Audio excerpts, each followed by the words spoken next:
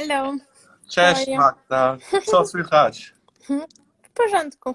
W porządku? Okay, not bad, not bad. Magda, thank you so much for doing this. No problem. It's fun to have you on. So Magda, I did a lot of them. I know you were on the one I did with Ante Pavic. You know Ante well. Yeah. I stopped by. So I invited him. Hopefully he's going to join us as well, so he can write a little bit in there too. Yeah, so I He did. doesn't have too many uncomfortable questions, so not worried about it. So I did 60 of those. You know, we had a lot of players. We had Monica Puig, Mary Pierce, Paul Annacone, Mark Philippoussis. Next week, hopefully Fernando Gonzalez. So I had a lot of guys, and I'm so happy that you do that because you know I had a couple of ladies, and for me it's always important to have an equilibrium between guys and ladies. And like in as well as in teaching. You know, I wish more female coaches would be out there and teach. You know, so I'm good friends with Sarah Jane Stone. She's with WTCA, and you know, as much as I can help, I will always help to create equilibrium there. So, and that reason as well. Thank you so much for doing this. No problem. Pleasure is mine, really. Thank you, Didn't do Magda. it for a while, so yeah. Oh, you do fine. You will do fine, Magda. So you're from Poznan, tak? Yeah. Okay. Exactly. Born So and I raised. know. So it's a nice place. I played when I was younger. I think it was the futures there. So we went there a lot. I had the Polish coach, couple of Polish coaches, and I know all the players. When Bednarek still played, I grew up. He's like a year older than me, you know. So I know a lot of Polish players play in a German league. So you know, very well connected there. So tell me, Magda, how did you start? Did your parents start you, or did you start in the club? Well, my dad is a tennis coach. Okay. And he was a tennis player. And I have 5 years old older sister. Mm-hmm. So she was kind of the first one to start, and then my dad was at the beginning coaching me. And actually, I started by going on that futures that you spoke about. I think there's like a big challenger in one of the clubs. Like it's like the one in a park. I don't know if you played that one. So my dad took me there, and I really liked it. I asked him to buy me a racket. Actually, requested it. And then it started from there. Nice. So, you know, Magda, I know in Poland, so I know Agnieszka and Ursula, their dad trained them as well. You know, my old coach, Krzysztof Jarosz, is good friends with their father. And Poland always has good players, like very good, solid technique, like well developed in the junior years, you know, like, and then when it goes to the top, you know, that question was in the end, but since we talk about it now, what do you think, why we have a couple of always the good players from Poland, but why are not more up there? Because in juniors, they dominate. I know so many good players, you know, started way back then, 30 years with Adam Sipczak. I know him to now, like there's so many great players. It's a really good question. I think we hope to know we really would hope to know the answer to that. Then maybe somebody could change it. Do you think it's the money of that's one of money and the lack really of some bigger tournaments and sponsors. I would say there's not enough like a tennis culture, but in the meaning of developing players. I think it's more like especially now more private clubs than before. And it's becoming even more and more expensive, so not everybody get really a chance to start, practice, continue, and then go even on a higher level to travel, because for us to go out of the country just very expensive. I think like this year or last year they started the association signed with a bigger company, so actually they started like a tour of 5-6 futures for girls, and I think something for the men as well. So I think that's a big help. I don't think it's yet enough, but it's definitely a good start. But we we don't really have like a central place for us to practice. We don't have like academy really, like that we would go from association if you don't have money that you just go and train. We don't have place like that. So it's really hard to go from, I would say, like juniors to pros. It's very difficult. So I know a lot of juniors, juniors, they turn 18, 19, they play then in Germany, first, second Bundesliga Everybody or plays Regionalliga. because Yeah. they have to Yeah. survive, to go for tournaments. They need to play the German, French, Swiss, Italian, Czech, everywhere where we can go, they try to go. Yeah, so hopefully, I know there's a challenger in Stettin, I think they had one, and they have a that's couple. a nice one. That's a really nice one. I wish that we could have a little bit more also for the girls. Yeah. Especially that we had Agnieszka, so you would think that we're gonna have bigger tournaments for the girls as well, but I guess it's really difficult. Yeah. So how did it happen with you then? So you played the junior tournaments in Poland when you grew up, and then you played like these European tournaments there, and how did you go to the future and challenger level? Well, my way was really long, really, because when I was young, I played actually double-handed forehand for a very long time, and I changed when I was, I think, 13. Okay. Wow. Yeah, so it was pretty late, and it took me over a year to get like kind of back to play some, I think, ETA tournaments. I didn't do too well. I mean, in Poland, I would say that I was still in top, but I don't think it was enough outside of the country to do some better results. I think I was like 23, and then when I was around 16, 15, 16, I played mostly in Poland because I didn't have money to go outside. And even if I did go outside, I was so nervous because it was so expensive. I couldn't even like perform. Pressure then to perform well because you spend so much money then to go somewhere. Yeah, I was just like I was so nervous. I couldn't really play. Not even saying about playing well.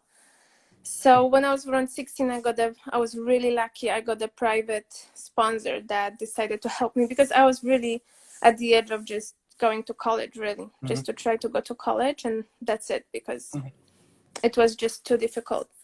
And so I was really, really lucky that I got that. And then when I was 17, I played that full year juniors, but that was my actual first full year that I could get like a proper training, a physical coach, some physiotherapy, and actually travel to US to go for and then I think I got the ranking of 23, which was, I think, okay. It was not great, but I think it was also a really tough age because I played, and right now it's like almost all the girls are from that age, so I was in a really tough group as well, which was really, really good.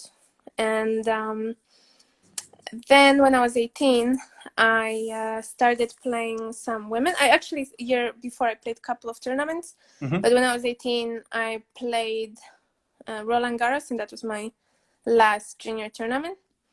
And after that, I decided to go to play future, like more like 25s and 50s. And at the time, we also had the WTA in Poland still. It was the last year, and I got a wild card there.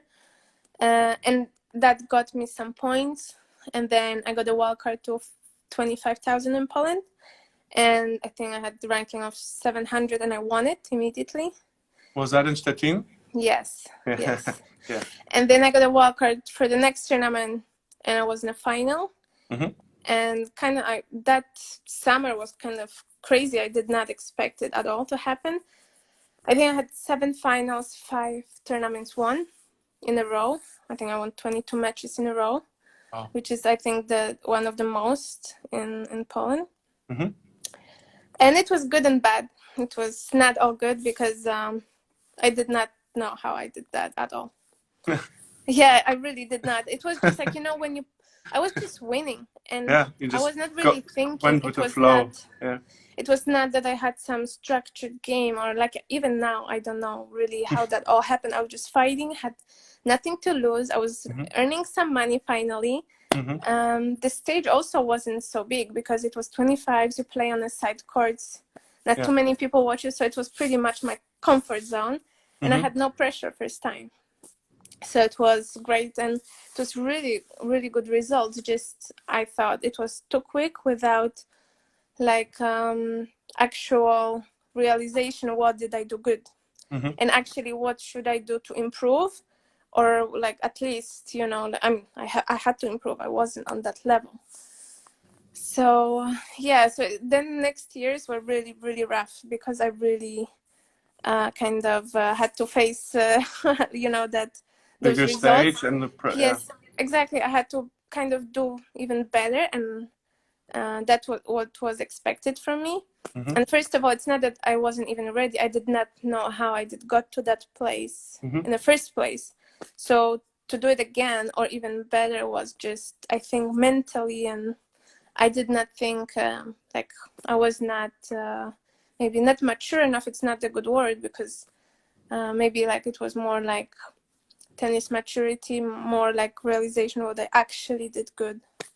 And then who coached you during the, like, who coached you then during that time when you transitioned to the pros? I had a Polish coach for 9 years. So I did not have many What's his name? coaches. So I would just go from the beginning, because Okay. my dad just coached me for around 2 years, the very beginning of my career, and then he stopped. And he just coaches like kids or amateurs, and he doesn't really coach anybody pro. And then I had one coach, older coach, for 5 years that died, unfortunately, a couple of years ago. And then for 9 years I was coached by Kubarenkoś. He's also from Poland. And now he has a really nice facility also in Poland, like tennis club, but together with squash. So it's really, really nice. Yeah, so for 9 years, at the time, he was coaching me. Okay. And he was the one that changed my forehand from double-handed to one-handed. Yeah, so he was the one taking a big risk, really. And he was the one probably, when you changed it the first year, probably like you didn't play so well, probably, or did you? Well, it was so hard. You have no idea how hard it is, because you like, because I also, at the beginning, I was so scared to change the grip. And you know, the grip is like super like heavy Western for double-handed.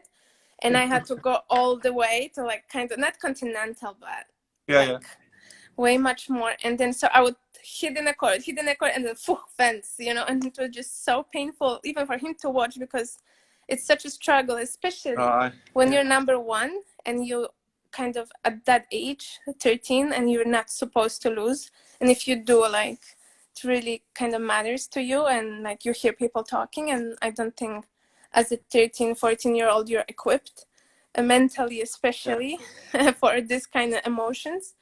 So it was very, very hard. And I think by the 1920, I had like really bad days with my forehand when I was really struggling, and I was even thinking like, did I even do good? So it took a really long time. It was more mental than actual physical, I think, struggle with changing. Changing from two to one hand, either side, doesn't matter which side. It's like I changed a couple of players, and not just for the player, so for the coach as well, because you know you don't have results in a year and a half, you know, and then especially in our days, you know, parents are impatient, you know, and the players too, but like mainly people want to see results, so it's not so easy. But I'm glad you guys did, because it worked out well for you. So yeah. I mean, it was hard, especially when you're like number one, and I did not have many people that I would lose to, especially at the time before the change. And in my opinion, I never had really a hole, because they were like same to me, and suddenly I had that big hole, and other kids as well would like laugh in my face about it, because I would literally hit like in a fence with zero control over the ball. So yeah, it was frustrating. But it can be something really good, because when I talked to Coach Stevie Johnson's Coach Peter Smith, you know, when Stevie Johnson was the best college player of all times in the men's standards. He won the last 72 matches before he went pro. Then he went pro, you know, and then he started losing. And for him, it was kind of late, you know, he was not 14, 13, he was older, 19, 20, 21 too. So that's a different stage, you know. So maybe that was not too bad that you went through that, you know. No, I think, I mean, definitely it was better to do it at a young age. Um, I can't really imagine doing it over 20. No Yeah. way. I would rather stay, and maybe, I don't know, go inside of the court and play everything, have volleys than changing it. Magda, Izo Zunic. So tell me a little bit. I want people to know more about Izzo. He's a fantastic guy, and just tell us a little bit about Izzo. Like how does he impact, or how did he impact you in your game? So right after that coach, I started working with Izzo, and I worked with him for 5 years. Mm-hmm. And I would say that's the person, when I still had doubts about my forehand, that's where he kind of, first of all, mentally never approached it as a weakness. Mm-hmm. And that was I would say, the first person that never saw my forehand as a weakness, actually. And he did not understand why anybody would even say that. And I would say that he simplified a lot of stuff, especially with the practice. He taught me a lot about putting the target closer, making the targets bigger. Because before, when I would practice, I would say, when you change down the line, you need to change it straight down you have there. To go like in this, exactly. Yeah. I mean, that's what I had in my head, and he was the first one to actually sometimes just go in the middle, and that's it. Just go fast, and that was a first building up, I think, the right approach to how to do things. And when we went for the first tournament, also, he was the first person that actually told me to go on I actually went to Poland for the tournament, and he told me, I want you at this tournament to go as many times with your forehand down the line as you can, just to break that fear of doing it. And I remember I won the first round, I think I won the second round, and then quarterfinal, I really had a painful, easy loss. But I was going down the line constantly, all the time. Good. Yes, and then after each match, would still go on a court and practice a little bit. And that was the first time that somebody told me, okay, we don't really care about the result that much. It's more important what you're going to do, because in 2-3 weeks, you're going to go for WTA, and that's what you need to do. And that's what you're going to need to do for next 10 years. So we don't care about that 1 week. So he was the first one that was teaching me to look at the bigger picture, to show me that bigger picture is way much more important than that very small moment. Yeah. And sometimes how to look at those small changes, to be uncomfortable with something is the way sometimes, where we want to feel comfortable. Like, you need to be uncomfortable to feel comfortable. Yes, I mean, so it was really, really tough. We had so many fights as well, but he was very, persistent with that. And I think he really built out a great base, how to look at things, and to be positive. Open to me. Yes, to be open very to positive, things. The positivity, it's another, I think, thing that he was really good at. And he had that ultimate belief in me from the very beginning. And he was the first person sometimes that would say, okay, that was my mistake. And I was really surprised, because really no coach until that moment was brave, I think, enough to tell me, you know what, that was actually my mistake, I'm sorry, and we need to work on this and that. And for me, that was something really big, that sometimes he would also take responsibility for some actions. It was not, if we lose, it's all your fault. It's sometimes he would also be could take responsibility for some of his mistakes. And I think that was the very good, base for a really good relationship that we developed. Yeah. And then I like his, impetitude, impossible attitude, his mindset. He, as I said, I can just imagine it must be really, really cool working with him, because, if to have someone who sees still positive things and negative things that happen, that transfers to the player, I think, too. So that's why I wanted to ask you. Yes, and you always feel that you have that somebody that, even if you screw up and you do really bad, you have that person that you can turn up to. So he was a really big part of that for a long time, because I think after when I was 21, when he started with me, I really dropped. I was 270, didn't do too well for a while. So it was a really great boost to have somebody that had that ultimate belief that I'm going to do great. Yeah, you need that stability as a player too to have on work on the long term. Magda, so when I looked at the tournaments, you won, you played finals. So one thing stuck out of me, like stuck at me, and I wanted to. So the Bronx Open. Look, so you played. I just said it already. You played 8 matches there. You won against Camila Georgia in the final. So, I mean, it's massive to play 8 matches. I remember when I played satellites when I was younger in Croatia. They had 128 pre-qualifying, 128 qualifying, and then they had main draw. So I know how it is to play. After 5 matches, I was dead. So how do you play I 8 matches? actually did something not similar, but I also went for those, 10,000 at the very beginning in Turkey, where you go and it's like, I think 51 or 55, even more than they have the weeks, in a calendar year. I think they have like 52 out of 52. Yeah, we have Turkey. everywhere in Izmir exactly. and Belek. And you have 128 qualifying. So to win 1 point, you need to win 5 matches. Yeah. Which is so hard. And I remember I went, I was there alone. I mean, I went with one coach from association, and then for next 2 weeks I was alone. So it was very hard because winning 5 matches to get, and I think I played 22 matches and won like 8.6 points in 3 weeks, which was very, very challenging. But I think that was first thing when you kind of break that barrier, because if you can survive that, you can survive anything, I guess. Yeah, I couldn't, so I'll just say I couldn't. After 5 matches, pre-quali was done. I mean, I didn't have to do pre-qualifying, so that was thanks to that wild card before, but that was very hard. Bronx, you play 3 matches, you go in the first round, you play through. So how do you? So after 5-6 matches, and the most important part is, I guess, then the breaks, the physio, the ice bath, the relaxing. So.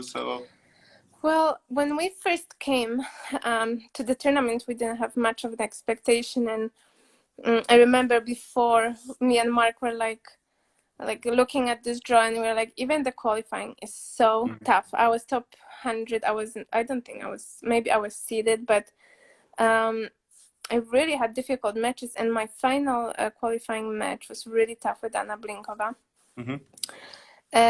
We played, I think, 2 sets over 2.5 hours, and I was exhausted. I was so happy I don't have to play 3rd set. And Mark also said that was a very, very tough match. So already after qualifying, I was so tired. I was just trying just to plan ahead. I was like, okay, just 1 more match. I'll be happy if I can pass qualis and win a first round. And then I managed to win a first round, and I was supposed to play against Sasnovic, which I never beaten. So for us, it was okay, we just try 1 more match, because I never beaten her. And then suddenly I was serving so well, but I was also in a groove because I had so many matches behind me. So just from match to match, I would say I was playing better and better. And I think the quarterfinals against Muchova was my best match, definitely, of the tournament, that's for sure. Because I remember already in the first set I had cramps, but I was just serving so well. It was, I think, my best tournament where I was serving. That was the best serving of my life. And I remember in the second set, I was just at the beginning, she got upset about one supporter that was definitely too loud. And she got upset, and she just lost that focus for a second, where I got a break. Kind of lucky, I didn't really expect it, but I was then just serving. And I remember after the second set, I went into the ice bath. I jumped in. We had 10 minutes break because it was so warm. And the same, I just kept serving so well till basically the tie break, and got a little bit better at the end. But I would say that match was really, really good from me, and she's such a tough opponent. And then again, it was okay, we go 1 more match. And then 1 more match. That's what I take from there. 1 more match by match. Yes, so we were really thinking 1 match ahead. I kind of was preparing for US Open, so I also asked my physio to come with me. So he also did amazing job. He was really keeping me, healthy, that I could do it what I could do that week, and he was definitely It's super important. so Yeah. important. Like Damir Zumur, my friend, Maxa goes with Nemanja goes with him. He has his, all the guys have their physios. Without them, they wouldn't perform like they do. It's nice that you say that, because they should get a lot of recognition. Yes, because like usually if we go for the tournaments, we have our like spot or like a session with the physiotherapist at the tournament. But you have to wait always, and you never know. First of all, you need to wait, which I would find the least convenient. Like it's not the most like the worst problem. The thing is that usually it's so many people, you can't actually treat everything. Yeah. You can just do like one or two things that hurt you the most, and you're like, it's like my shoulder or my knee or my foot or my quad. And you're like, which one is actually the worst right now? Where when you go with your physiotherapist, you can tell him all those things, and you stay with them on the table till like midnight. Everything is done. Exactly. Everything gets better, and on top of that, you get better recovery because you can have massage, and they kind of, like pamper you. They help you with the food, with everything. So it's really, nice to also feel like you've been taken care of. So it's a nice feeling as well.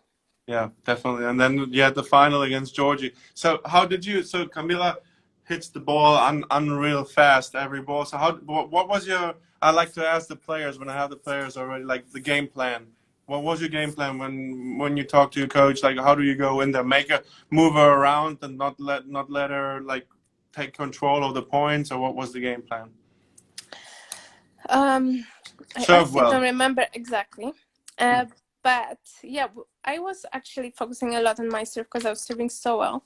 What I was surprised with is that she actually didn't serve as fast as she usually does, because she usually goes full. First serve, second serve, she goes over 190. She just goes full. And I was kilometers. I just want people to know, not miles. Kilometers. No. But I was kind of counting on that she's gonna go very fast. Then she double foots a lot, but she didn't do it that much. So I was very surprised. She was actually spinning a lot when we had way much more rallies than I was expecting. And honestly, at that point, I was just trying to run her as much as I could, because once she's on the ball and she starts dictating with that fast tempo, it's just very difficult. So I didn't really had so much of a tactic. I was very tired as well.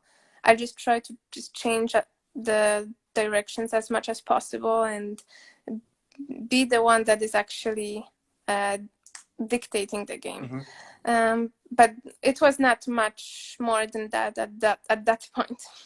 And then I mean, you won, and you won your 8th match. That's amazing. So that's massive. So that's probably a huge confidence booster as well. Well, it was great because for a while I was really waiting for a long time to get to that point, and we also put so much work with all my team, with the Physios, with Mark. So it was very rewarding, definitely. How do you like New York? I actually love New York. That's my favorite city for the tournament because it's so many things you can do. I love the shows. I just love it there. Yeah. Actually, the whole tournament as US Open, I don't like as much as other Grand Slams. Obviously, it's amazing, but I prefer different ones. But I love the city. Yeah, me too. I love it a lot there. All right, so 1 or 2 more questions, Magda. I just wanted to say that I have a setup thing on the Instagram that I have only 1 hour a day. So if I disconnect, I will go back. Just don't worry. I just don't know how that's going to work, because usually it kicks me out, Okay. So I don't spend too much time on Instagram, but I'll log in. Good to know. Not that I know that that's good to know. Not that I would think like, oh, she didn't like it and she doesn't come back. Yeah, no. Magda, on court, I asked all the 60 players and coaches I had, is there anything you like to do on court, like a special or fun game or drill, or anything you like to do when you go sometimes, like when you work on court? Anything that comes to your mind? Well, obviously, I love playing different types of games. Like 2 cross court, 1 down the line. No, like points games, but with with some fun. Like I like when it's more people on the court and you can just have different types of games. you know, that they develop mostly the skill, not actually, you know, it's not like a hard work, it's more fun. But so that's what I really like to do.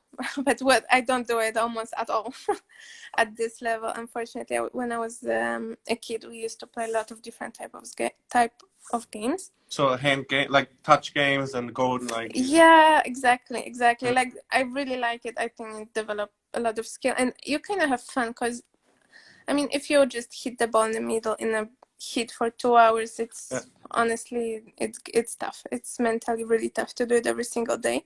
Yeah. And I think when you're like growing up, it's really important to just learn the game. Even if you just, you know, play bad that day, you can always find a way just by you playing so many points in your life.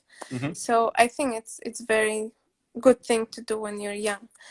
But now we definitely, the most, I think, time that we spend is a lot of serving and returning. So pattern, serve +1, return +1, and all That's that. what we like the most to do, of course, yeah. And a lot of situations. So we try to do as many situations as possible.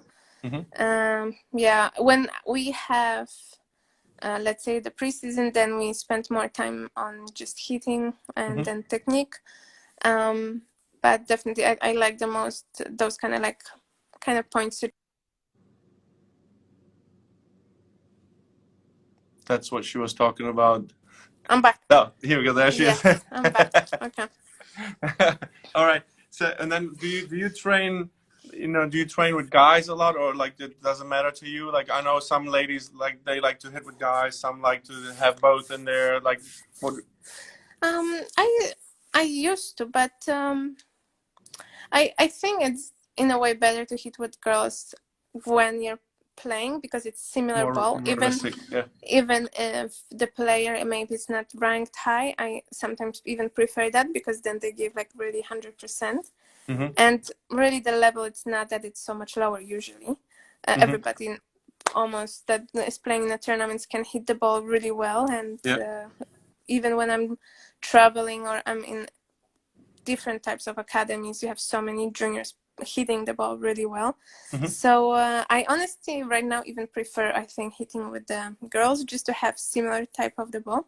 But then when I was younger, I would hit a lot with the guys. That's what I'm asking because I know I trained a lot of Polish players, female players too, and there's so many guys, and they like to usually like hit with the guys when they're younger.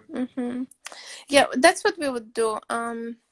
Honestly, if I could change that, I would change that so I could hit a little bit more with the girls when I was younger, because I really believe, you know, you can do a really good practice and it's beneficial for both of us. And I think I would maybe play a little bit more points than just hitting with the guys because the ball it's really different and they play the game a little bit different. So I think I would change that. I would definitely hit more because there were days that like weeks that I wouldn't hit with a girl, which I mean, I'm playing on daily basis only with the girls and the ball is different. It's much less spin, it's flatter. So just for the sake of that, I would change that. So right now I'm hitting for most parts with the girls. I love hitting with the guys when I can. I always ask them. So I often bother Ante to hit with me, but Ante, he's such a good player and great guy. And then I always say when I'm with Ante, you know, we were talking about money, right? And then when he broke through, you know, he qualified for the French. He played Wimbledon unbelievably, and he gets a stupid mononucleosis, you know, and then he has injuries, and it's so hard to bounce back when you're in the ranking in singles. When you drop and you don't have support from the federation or wild cards, it is not a lot of people can do that, you know. So that's why. But I know for sure. In doubles, when the virus goes away, I know he's going to be top 30 in doubles. I really hope so because he deserves it so much. And he's so good in doubles. So I really hope so. Yeah, me too. And then Magda, talking about friends, what about friendships on the WTA tour or in general on the tour? Like, do you have a little group when you go to tournaments of your friends you hang out with and you do things like even off the courts then? Or is it more, when I talk to Paul Annacone, for example, right? So he trains Federer and Sampras. and he said like they're both laser focused, but Sampras is when he goes to the tournament, it's only the tournament, nothing else, no one else. And then Federer is more, oh, we can go to the museum with the family. You know, he likes to see things, and he's different, right? So what kind of focus is that with you, and like how do you do that? Like, Usually I spend a lot of time just with my team. When I was traveling with Izzy, he would be the one, you know, like he's such a friendly person, and like really like everybody want to hang out with him. So then I would be just like a +1. So then I would hang out with definitely more people. But I'm also, besides that, I'm studying, so I'm pretty busy. So after I'm done, I go and study, and I study quite a lot every day. What you studying? I'm doing the Indiana University East. So I'm almost finished with the bachelor's degree. So can't wait to be done with that. Yeah. Awesome. Yeah. So I'm pretty busy, and unfortunately, I don't really hang out with people too much. Everybody is different. Yeah. It's not that I have something against you. Just like I really don't have so much time, and then I want to rest. You have to we definitely spend time when we are like in China with our Chinese team, where I do my preseason for the last 5 years. The girls that we go for dinner with, that's more likely. But besides that, I really don't. My friend Goran Tosic.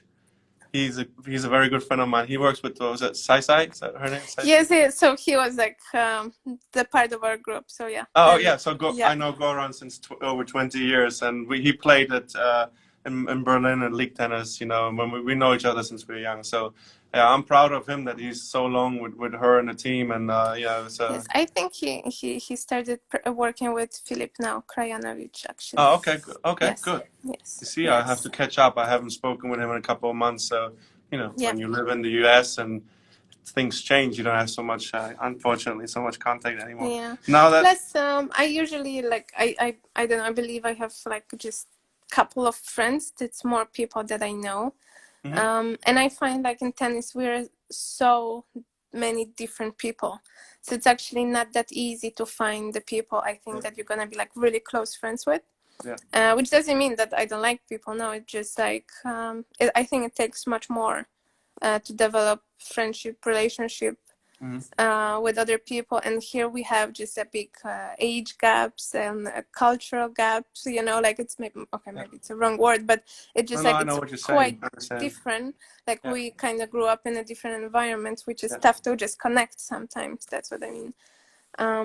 So yeah, and then I don't really spend so much time with other people, because unless I'm in China practicing or here, but just like 1 hour on the court, it's not that actually I get to know those people so much. So it's very fast paced. It's much more difficult if Izzy is not around. I'm telling you that. I know. And I know a lot of guys who still play, and I know it's tough. But it's so funny how every player is different. When I went to Delray Beach with Ante there, you see Nick Kyrgios, who plays 10 hours basketball with the guys. You know, it's just crazy. Everybody's different. Then you see, you know, for people that don't know, then you see a Raonic, who's like, you know, focused and runs and does everything. And you see Nick Kyrgios just playing and the goofing off with Tommy Paul. You know, it's so fun to see that, you know, but as you said, you know, you're studying and then everybody's different and there's not a lot of time, unfortunately. Time runs fast. Yeah, and I also feel like I'm kind of or quite much older from some girls, and then from some other girls, they kind of went up way much earlier than me, the ones from my age. So I kind of missed that chance, you know, to go up with them, because I kind of came into top 100 kind of later. So it's really little amount of people that actually are similar age, and we are like together went through because it's so many now young girls that it's kind of tough for me at least to connect, because they did not experience what I did, and sometimes they're like surprised, like they're like, you know, like, what? What are you talking about? I had one, you know, Kaya Yuban. She's young, right? So she's from Slovenia. You know, the young girl. There are a lot of young girls who are breaking through or coming up there. So yeah, totally. Well, Magda, That's it That's all. already. You see, you survived. You survived. No, it was fun to have you because I really want if you ever have another friend or player who would like to do one, I want more ladies on there, So I'm gonna have Fernando Gonzalez hopefully next week, another guy, but former top three. And I'm still well connected on the WTA tour, but not as well as on the ATP tour. So if you ever have someone you think they would have fun, and I didn't bore you too much, that would be awesome. Awesome. Thank you so much. Thank you, Magda. And I hopefully I see you at one of the tournaments. Yeah. Hope to see you soon. Dobrze.